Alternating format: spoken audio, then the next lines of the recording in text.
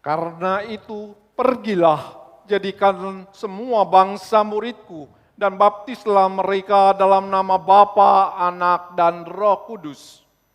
50 tahun yang lalu, panggilan inilah yang telah menggerakkan para pelopor, pendiri GKI Kanaan, membangun jemaat di tempat ini. 50 tahun telah berlangsung, panggilan ini masih tetap bergema dan mengingatkan kita akan tugas mulia amanat agung. 50 tahun yang akan datang, panggilan ini harus tetap berdenyut dalam nadi setiap umat GKI Kanaan, hingga tiba Yerusalem yang baru.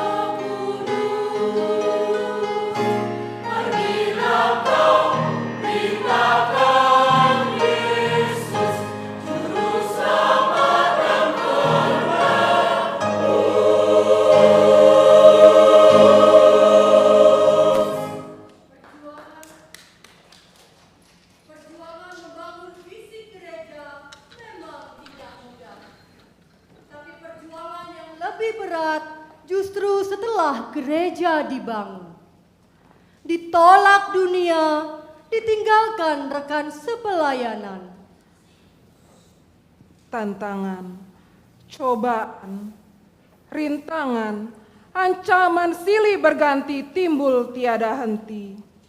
Menerpa, menerjang, menumbangkan asa.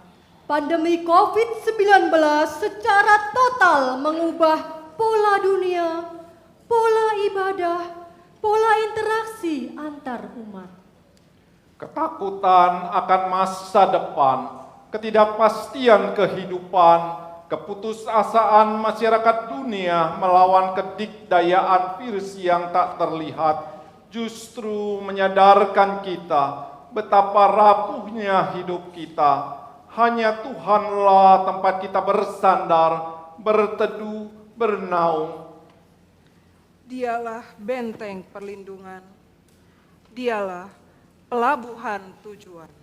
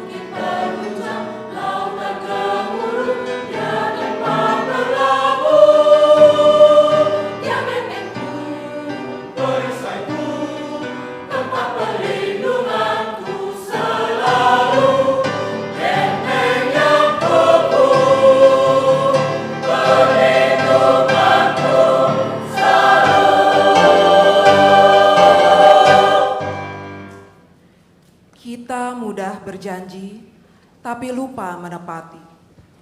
Kita ingin melayani, tapi pakai cara sendiri. Kita berkata mengasihi, tapi ego pribadi tetap prioritas tertinggi. Ya Tuhan, mulai hari ini, jadikanlah firman-Mu pelita bagi kakiku dan terang bagi jalan.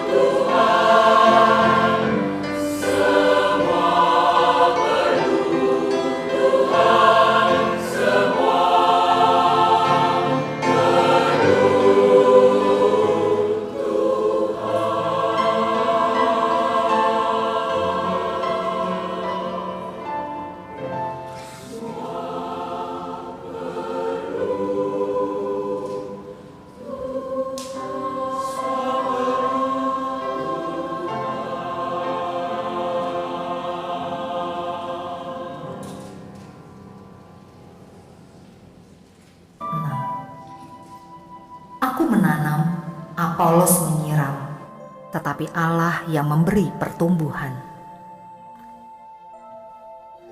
Pada tahun 2018 lalu, dunia diramaikan dengan sebuah berita yang sangat viral mengenai seorang misionaris Amerika yang tewas dibunuh oleh hujaman anak-anak panah suku Sentinel. Nama misionaris tersebut adalah John Chau. Dia sempat beberapa kali datang dan pergi ke Pulau Sentinel dalam usahanya untuk membawa kabar baik. Kali pertama dia hanya mendekat dengan perahu kecilnya dan sempat meneriakkan, "Nama saya John, saya mengasihi kalian. Yesus juga mengasihi kalian." Kemudian para penduduk menyiapkan panahnya. Chau melempar kepada mereka ikan-ikan sebagai tanda damai dan melarikan diri. Keesokan harinya, Chau mencoba berlabuh. Dia mendekati penduduk tersebut dan membawa lebih banyak ikan.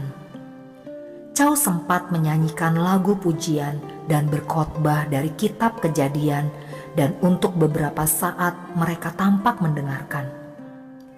Kemudian seorang anak kecil menembakkan panah ke Alkitab yang Chau pegang. Chau mengembalikan panah tersebut dan melarikan diri lagi.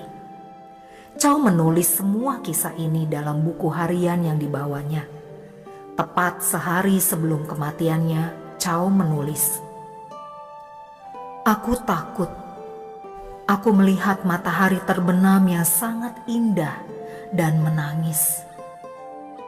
Apakah ini akan menjadi matahari terbenamku yang terakhir sebelum aku berada di tempat indah di mana matahari tidak pernah terbenam?